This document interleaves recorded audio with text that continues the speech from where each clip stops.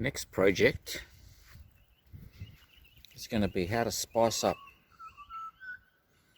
these old scratched rims and center caps. And we're going to clean them, the insides and the outsides,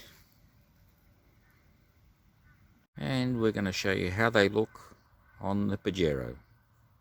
Now I'm going to start by cleaning up the inside of the rim, and I'm going to get rid of all this leftover gluey residue from the stick-on weights. And because I've got 4 rims to do, I think the easiest way to do it is spray some brake clean or degreaser on it to soften it up to start with. And then I've got this wire wheel attached to the cordless drill. I'm just going to remove that like that.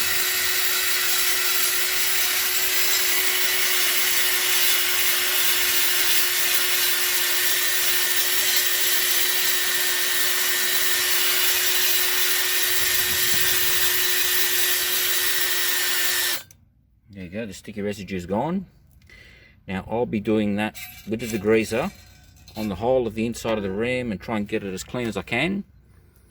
So when the rims go on the car, it will look like new. And then I'll probably clear coat the inside of the rim so the dirt and brake dust doesn't stick to it as easy, or it's easy to clean. Okay, I'll finish off the other rims and I'll show you how it looks. Now that all the sticky residue is gone from all the rims, the whole inside surface here, I'm going to spray with degreaser and then hit it with the wire wheel and the cordless drill.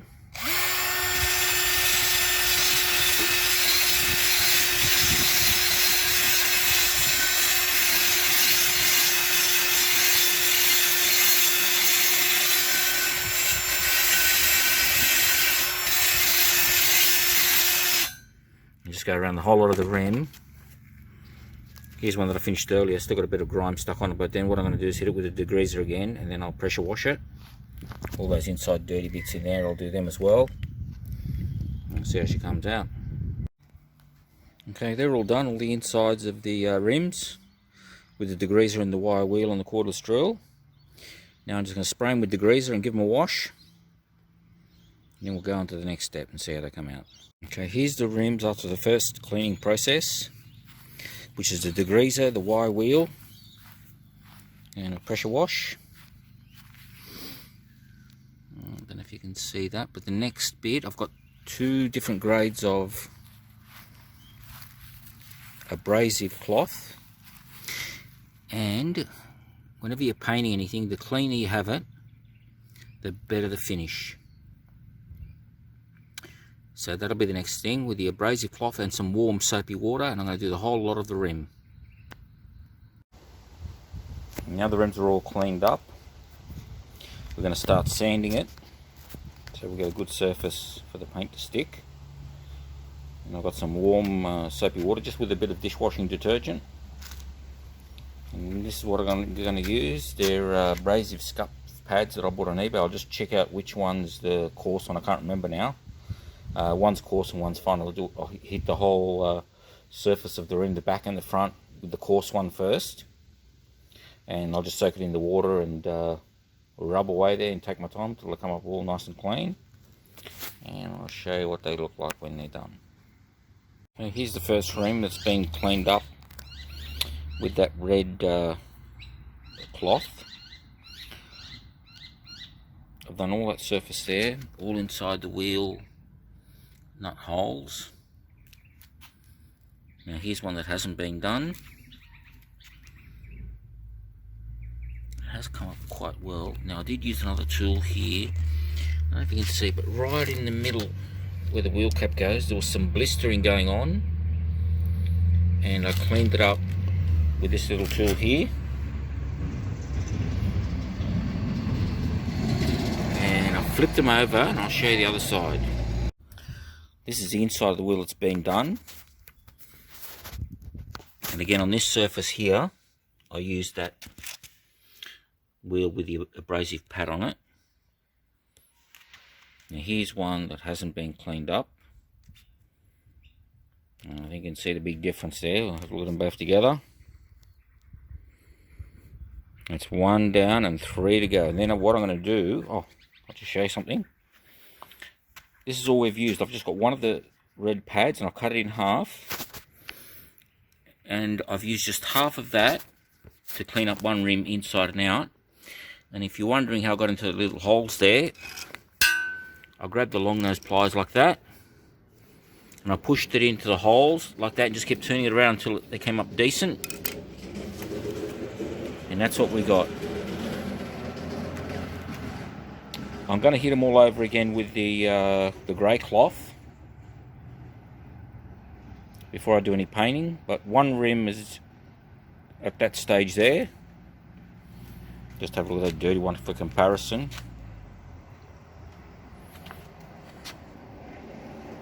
And they're starting to look pretty good. We're back when all 4 of them are done. I'll show you the 4. Okay, today's the day to paint the rims. First is with a coat of etch primer, and I'll just show you my homemade spray booth here. Plenty of ventilation. Now I've got the rims set up here because see it's raining every 5 minutes and the sun's out over here at the moment. So I just got some sawhorses set up at the ends. 2 planks of wood. Now I've also got the engine guard here that's not painted very well. It's got little stone chips and everything on it, so I'm going to give that a good coat of black. And all the rims, the insides as well, I'm going to paint them so they look nice and new. They've all been sanded on both sides, so I'll give it a coat of primer. Here's all the things that I'll be using today, and we'll see how they look after 1 coat of etch primer. I've finished painting the etch primer and all the rims are done, and the engine guard. Now I'm just going to, it says you can paint after an hour, but I'm going to leave it because there's a couple of little, I don't know if you can see, there's a bit of gutter rash there that I'm going to put some polyester filler on. There's a couple of little marks, I don't know if you can see that there. Just where the paint sort of like lifted a little bit where the old stuff is, and there's a little indent, little one there. So I'll wait till it goes a bit harder, you can see it a little bit there. Focus is there. I'm going to put a bit of polyester filler and then just hit it with the Scotch-Brite sandpaper. And then paint them black. Okay, they'll probably do that tomorrow. Okay, the etch primer is dried, and all the little areas that needed a little bit of work, I've put this pink spot putty there. I don't know if you can see it there. Now this one might be better. And on all the rims there. And before I sand it, I don't want to sand any of the etch primer. So what I'm going to do is I'm going to put some paint around all the pink areas here, and then I'm going to put primer on top of that, and I'm going to sand until the paint marker comes through, and then I know I won't go any further than that because otherwise I'll get into the etch primer, because I haven't got any more etch primer left. And when you've got etch primer, it's good to put etch primer on alloy surfaces, bare alloy surfaces or metal surfaces, because what it does, it makes the paint on top stick. When that's finished, I'm going to put primer on again just to fill in any imperfections, and we'll see how that looks. Now the paint I'm going to be using is this acrylic pale yellow that I've got left over. It can be any colour you like as long as it's the same. Like, don't put enamel on acrylic, because then if there's any traces of it left over and you spray the acrylic over the top, it will react and it'll start lifting. So I'll just give that a hit with the yellow. You can use black. Black is a lot better, but I haven't got any black to put on there. So I'll give it a spray of yellow just around the pink areas. so we don't sand through to the etch primer.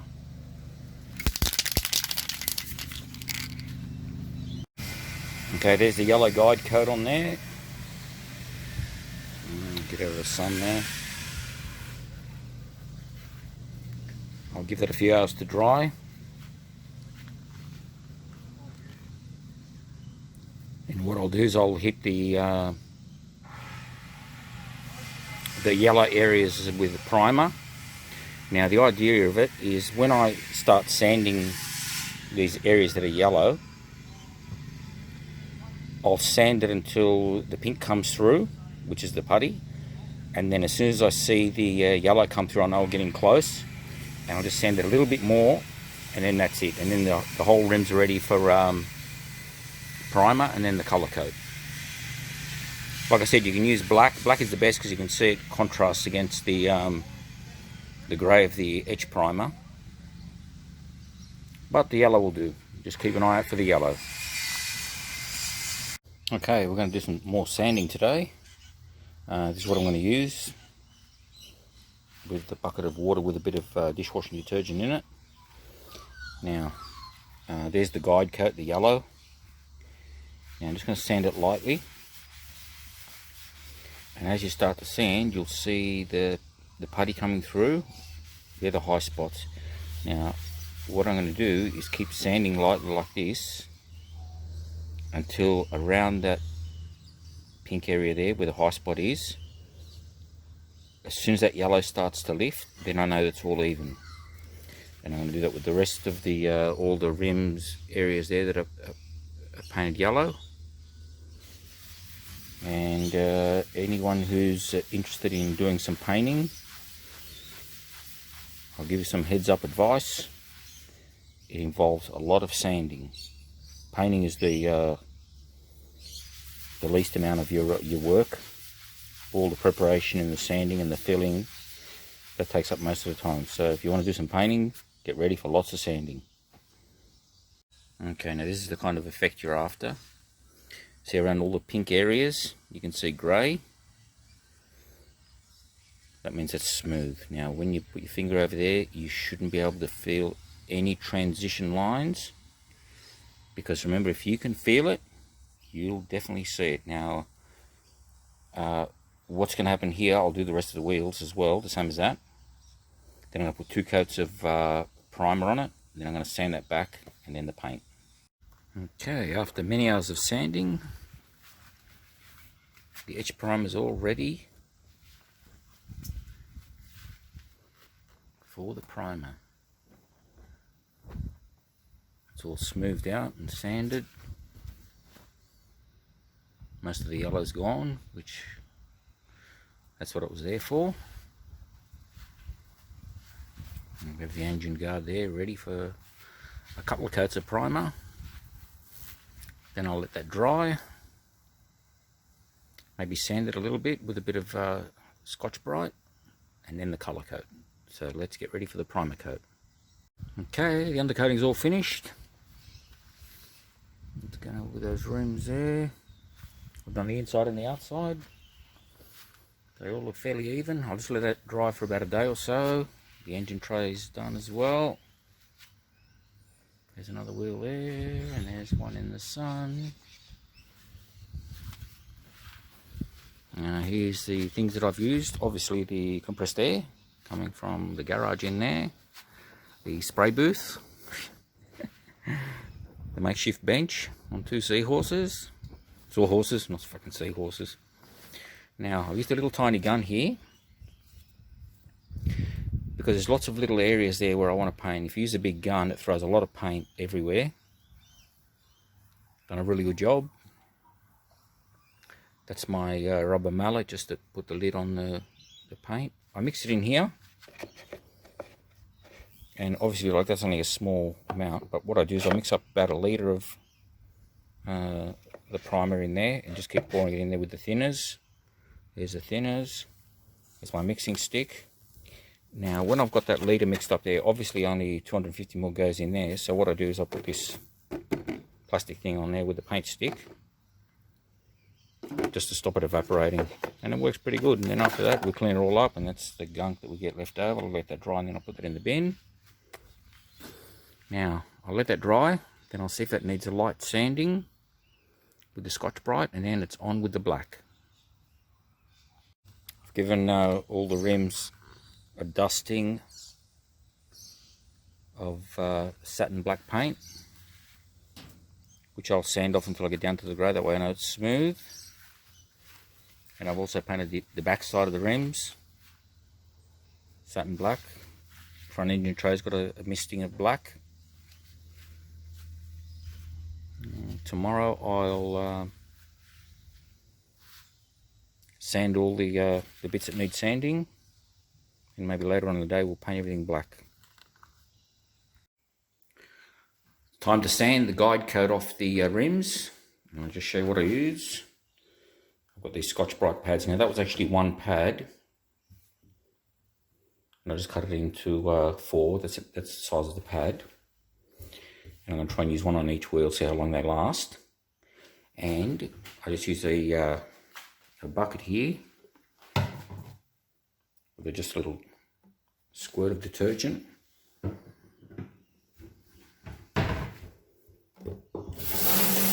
Just put it on water.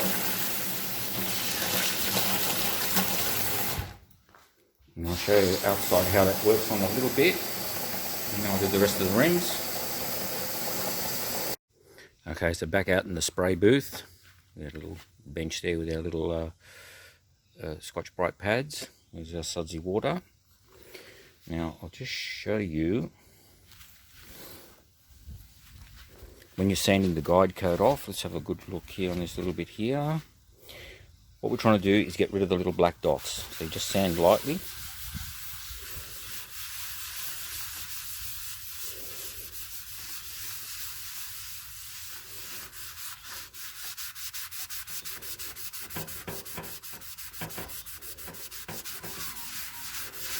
There, I can just start to see that disappear.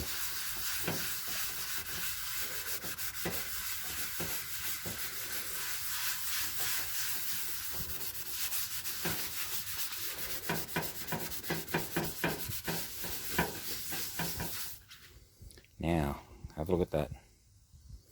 So there, I stop sanding there, and I'll do that to the rest of that until all the black guide coat is gone. And then I know I've got a really smooth surface for the black top coat to go on. So I've got a few hours of sanding. I've got to do this and all these 4 rims. We'll see how long it takes me, and I'll get back. Okay, I've sanded half of the engine tray. I just want to show you a couple of things. Just be careful when you're sanding. Can you see that lighter colour there? That is the etch primer. So I've gone through to the primer, and I don't know if you can see that faint line there. You've got to stop there, otherwise if you get through to bare metal, you're going to have to primer it again. Be very careful on the edges here. What I do is I get the sanding done like that, just up to the edge. Don't let it hang off, because it'll get rid of it. These little tiny black dots you see here, they're the spot welds, because I've got a second panel on the back.